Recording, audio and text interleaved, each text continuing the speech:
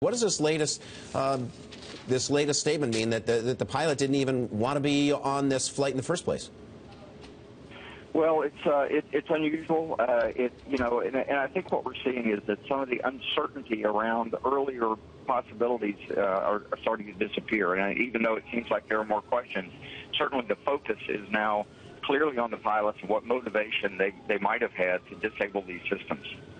And do we have any sense for why a pilot would do this and not make some sort of attempt to reach out to the rest of the world, John?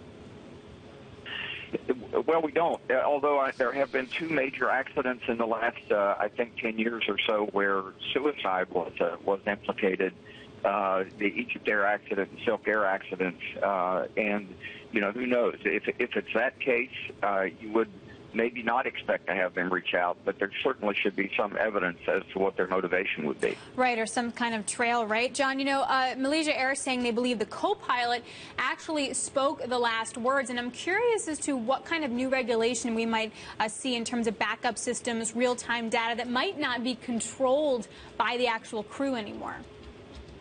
Well, I think you're going to see a push for at least some set of data to be transmitted and to be unable to be turned off. There are very good reasons to be able to disable things like a transponder. It can send an improper signal and need to be disabled. It can be transmitting on the ground when it's not needed and need to be disabled. But other systems, particularly a system that transmits the position of the aircraft, real time, right. There may be a push for that now. John, there's all sorts of talk, interview after interview, network after network, about speculation, about the mystery here a week or so on. You're the pro. What are the best practices that the FAA has that can inform a 25-nation search? Well, I think that the coordination of all these nations together is the most difficult thing, and the FAA is on the ground over there trying to help, in addition to good investigators from other countries. The best practice is that Malaysia has to ask for help, has to welcome that help, and has to not jump to conclusions. There have been some statements about things which were completely incorrect, and that just adds to the initial phase of accident is like the fog of war. Well, it's a lot of uncertainty. Nicely said. You're the FAA guy. How do you use satellite photos, satellite images, satellite technology? How can you inform us on what guys like you do?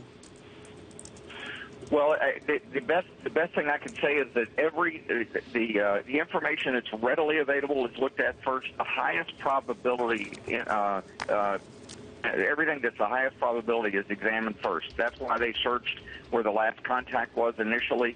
As that becomes less fruitful, then it expands to every other source of data available. Right now, I would say it's a massive search, including some people doing crowdsourcing to look at every bit of data available. That takes time. So unfortunately, that big an area, that much data takes a lot of time to sort through to do a deliberate, thorough job in investigating.